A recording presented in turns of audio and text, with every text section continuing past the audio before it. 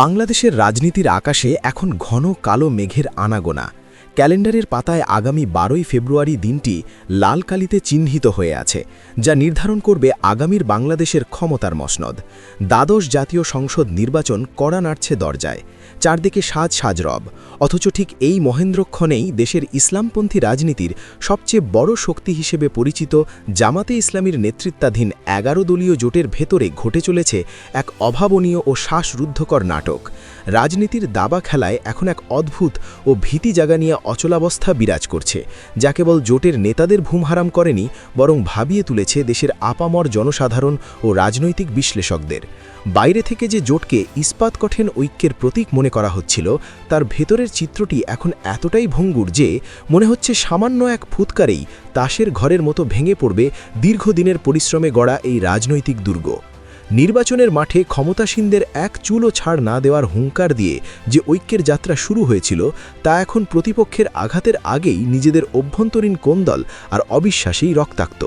বিশেষ করে জোটের দুই প্রধান খুঁটি, দীর্ঘদিনের রাজনৈতিক অভিজ্ঞতা সম্পন্ন জামাতে ইসলামী এবং বর্তমান সময়ে মাঠের রাজনীতিতে তুখর জনপ্রিয় চরমোনাই পীরের ইসলামী আন্দোলন বাংলাদেশ, এই দুই শক্তির মধ্যকার দ্বন্দ্ব এখন আর কোনো গোপন বৈঠক, চা চক্র বা রুদ্ধদ্বার কক্ষের আলোচনার বিষয় নয়।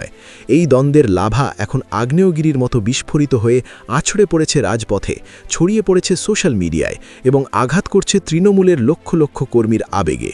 পরিস্থিতি এতটাই ঘোলাটে ও নিয়ন্ত্রণহীন যে ঝানু রাজনৈতিক বোদ্ধারা আশঙ্কা করছেন শেষ সময়ে এসে হয়তো ভেস্তে যেতে পারে সরকার বিরোধী এই বৃহত্তম মোর্চার স্বপ্ন।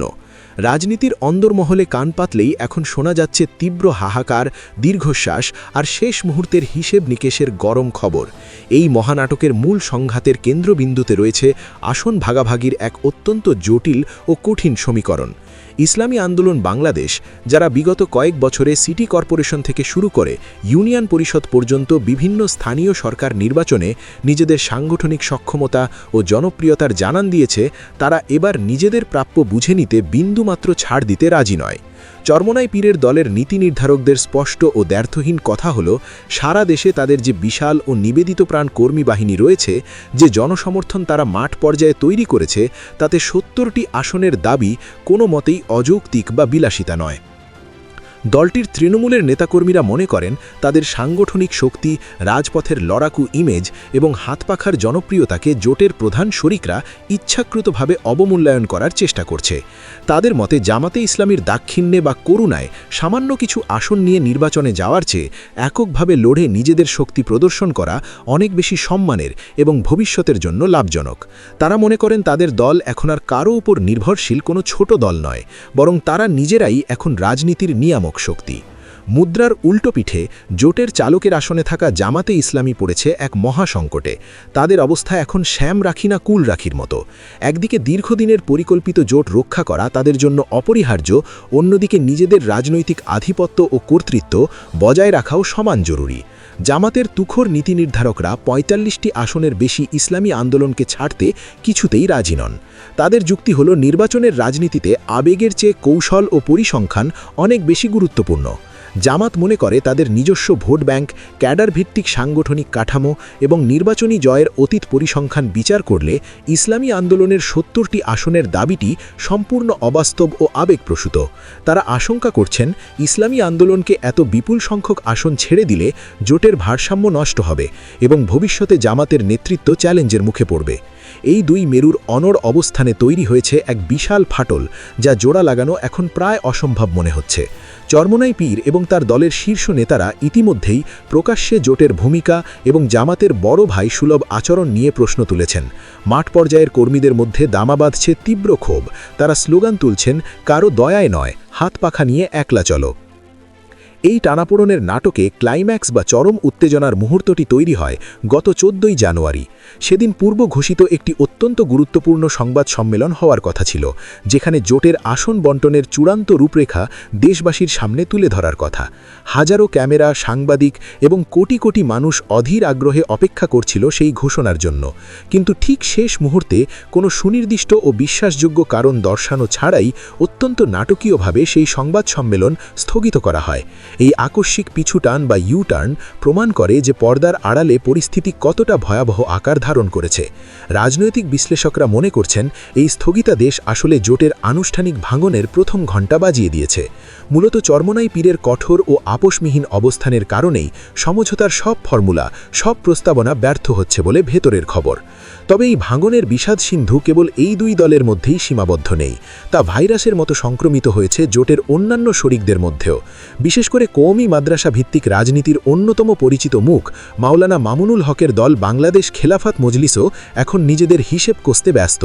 কওমি অঙ্গনে নিজেদের ব্যাপক প্রভাব এবং অতীতে রাজপথে রক্তঝাড়া আন্দোলনের ইতিহাস সামনে এনে তারা জোটের কাছে 25 থেকে 30টি আসন দাবি করেছে। তাদের দাবি, রাজপথে মার খাওয়ার সময় তারা থাকে সবার আগে, আর ফল ভোগ করার সময় তাদের অবহেলা করা হবে তা মেনে নেওয়া যায় না। কিন্তু জামাত তাদের জন্য বরাদ্দ রেখেছে মাত্র 20টি আসন, যা খেলাফত মজলিস নেতৃত্বের জন্য চরম অপমান ও উপহাসের শামিল। মরার ওপর খাড়ার ঘা হিসেবে যুক্ত হয়েছে নির্বাচন কমিশনের খড়গ। আচরণবিধি ভঙ্গের দায়ে নির্বাচন কমিশন থেকে মামুনুল হককে শো কজ বা কারণ দর্শানোর নোটিশ দেওয়া হয়েছে, যা আগুনে ঘি ঢেলেছে। আইনি জটিলতার চাপ এবং জোটের অবহেলা সব মিলিয়ে তারাও এখন ভিন্ন পথের পথিক হওয়ার চিন্তা করছে। তারাও ভাবছে জোটে থেকে অসম্মানিত হওয়ার চেয়ে আলাদা নির্বাচন করে নিজেদের স্বাতক্যীয়তা বজায় রাখা শ্রেয়। সংকটের গভীরতা আরও ভয়াবহ রূপ নেয় যখন জোটের আরেক শরিক ন্যাশনাল সিটিজেন পার্টি বা এনসিপির ভেতর থেকে বিদ্রোহ ও ভাঙনের খবর আসে। জামাতে ইসলামীর নেতৃত্বাধীন জোটে থাকার প্রতিবাদে দলটির কেন্দ্রীয় নেতৃত্বের এক বিশাল অংশ, প্রায় 30 জন সিনিয়র নেতা একযোগে পদত্যাগ করেন। নির্বাচনের ঠিক আগ মুহূর্তে যখন দল গুছিয়ে মাঠে নামার কথা, তখন নিজ দলের নেতাদের এমন বিদ্রোহ ও গণপদত্যাগ জোটের নৈতিক ভিত্তিকেই প্রশ্নের মুখে ঠেলে দিয়েছে। পদত্যাগীরা সংবাদ সম্মেলনে স্পষ্ট জানিয়েছেন তারা অন্য কোনো দলের রাজনৈতিক এজেন্ডা বাস্তবায়নের হাতিয়ার বা দাবার ঘুঁটি হতে চান না। তাদের এই বিদ্রোহ জোটের ঐক্য নিয়ে সাধারণ মানুষের মনে সন্দেহের বীজ বপন করে দিয়েছে। এমতাবস্থায় প্রতিটি দলই এখন আর এক ঝুড়িতে সব ডিম না রেখে প্ল্যান বি বা বিকল্প পরিকল্পনা নিয়ে এগোচ্ছে। বিশ্বস্ত সূত্রে জানা গেছে, ইসলামী আন্দোলন বাংলাদেশ ইতিমধ্যেই সারা দেশে 300 আসনেই এককভাবে প্রার্থী দেওয়ার প্রস্তুতি প্রায় সম্পন্ন করেছে। তাদের বার্তা পরিষ্কার, সম্মানজনক সমাধান না হলে, প্রাপ্য হিস্সা না পেলে তারা একাই লড়বে, কারও মুখাপেক্ষী হবে না। ইতিমধ্যেই তাদের সম্ভাব্য প্রার্থীদের সংকেত দেওয়া হয়েছে প্রস্তুতি নেওয়ার জন্য।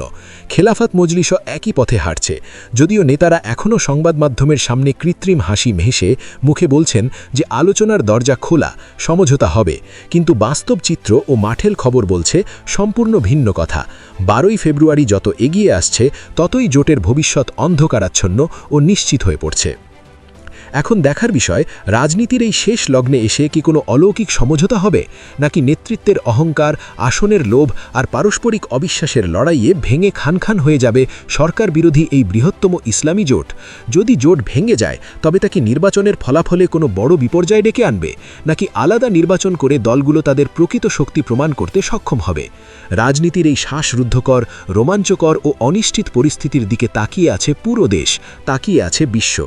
প্রিয় দর্শক, দেশের রাজনীতির এই ক্রান্তি লগ্ন, এই গুরুত্বপূর্ণ মোড় এবং আলোচিত এই জোটের ভবিষ্যৎ নিয়ে আমাদের আজকের এই গভীর বিশ্লেষণটি আপনাদের কাছে কেমন লাগলো? আপনারা কি মনে করেন, জোট কি টিকবে নাকি ভাঙনই অনিবার্য? আপনাদের সুচিন্তিত মতামত অবশ্যই কমেন্ট করে জানাবেন।